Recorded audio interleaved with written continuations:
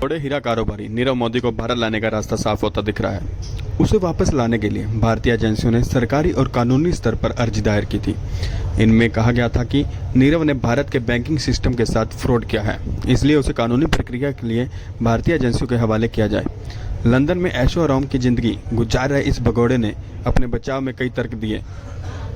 नीरव ने यहां तक कहा कि वो भारतीय कानून को सामना करने का तैयार है, लेकिन उसे भारतीय एजेंसियों के हवाले न किया जाए।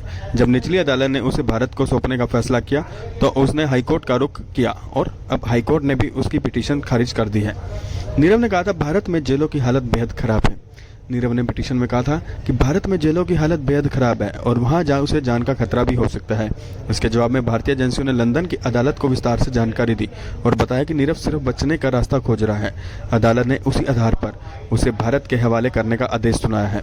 अदालत ने कहा, नीरव को भारत के हवाले करने का फैसला न तो नाइंसाफी है और न ही किसी दबाव के तौर पर लिया जाना चाहिए। नीरव मोदी के पास आगे क्या रास्ते हो सकते हैं, इसके बारे में भी आपको बताते हैं। हाईकोर्ट में अपील खारिज होने के बाद अब नीरव मोदी सुप्रीम कोर्ट में याचिका दाखिल कर सकता है। ये याचिका उसे हाईकोर्ट का फैसला आने के 14 दिनों के अंदर करनी होगी। हालांकि इसमें पेंच ये है कि सुप्रीम कोर्ट में कोई अपील तभी की जा सकती है जब हाईकोर्ट ये कह दे कि मौजूदा केस आम लोगों के लिए अहम है। अगर सुप्रीम कोर्ट से भी नीरव मोदी को राहत नहीं मिलती है तो वे European Court of Human Rights के रूल 39 की मदद ले सकते हैं। इस नियम के तहत कोर्ट कुछ अंतरिम उपाय लागू करता है। ये नियम तभी लागू होता है जब मामले में बहुत जल्दी बहुत बड़ी क्षति होने की आशंका है, यानी अगर अपील करने वाले व्यक्ति की जिंदगी को खतरा हो या अमानवीय बर्ताव किए जाने की आशंका हो, तभी European Court of Human rights प्रत्यर्पण को रोक सकता है। हालांकि आगे जो भी हो, मार्च 2019 से लंदन के वॉन्ट्सवर्थ जेल में कैद नीरव अभी यहीं रहेगा। बता दें कि इससे पहले मई 2020 में लंदन के वेस्टमिंस्टर कोर्ट में नीरव के प्रत्यर्पण पर सुनवाई हुई थी।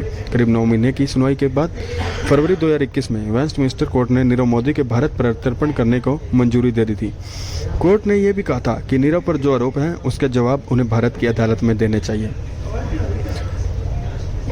महाराष्ट्र के प्रिजन डिपार्टमेंट ने पहले ही लंदन के वेस्टमिंस्टर कोर्ट में बैरक नंबर 12 के बारे में जानकारी साझा कर दी थी। प्रिजन डिपार्टमेंट ने बताया था कि नीरव मोदी को जहां रखा जाएगा वो जगह हाई सिक्योरिटी वाली होगी और वहां उसे मेडिकल फैसिलिटी भी मिलेगी। अगस्त 2020 में वेस्टमिंस्टर कोर्ट ने बैरक नंबर 12 का वीडियो भी देखा था। इसके बाद ही कोर्ट ने नीरव को भारत लाने की मंजूरी दी। कोर्ट ने कहा है कि नीरव मोदी बैरक नंबर 12 में पूरी तरह से सेफ रहेगा। नीरव की दलील थी कि उसकी मानसिक हालत ठीक नहीं है और अगर उसे भारत भेजा जाता है तो वो सुसाइड कर लेगा।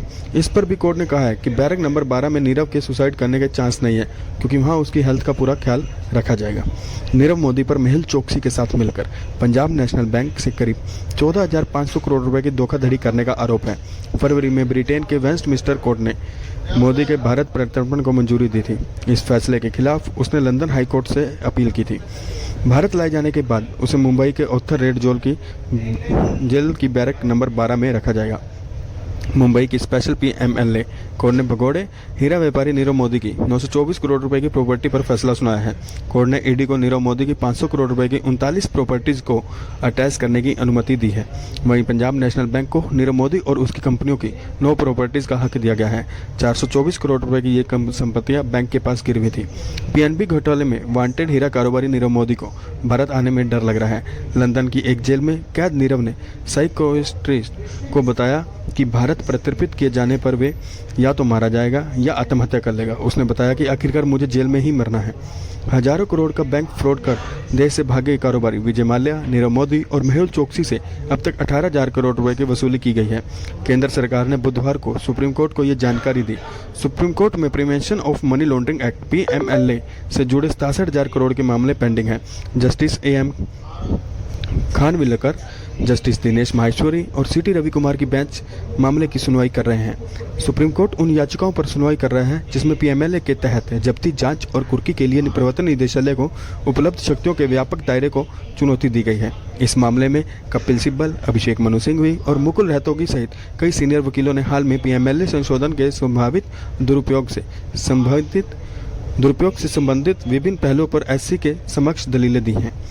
सुप्रीम कोर्ट में केंद्र सरकार का प्रतिनिधित्व कर रहे सॉलिसिटर जनरल तुषार मेहता ने कहा कि आज की तारीख में प्रवर्तन निदेशालय 4,700 मामलों की जांच कर रहा है। 2002 में PMLA के लागू होने के बाद से इन अपराधों में केवल 313 लोगों को गिरफ्तार किया गया है। तुषार मेहता ने बताया कि पिछले 5 सालों के दौरान ऐसे अपराधों के लिए 33 लाख एफआईआर दर्ज हुई, लेकिन पीएमएलए के तहत केवल 2086 मामले जांच के लिए उठाए गए।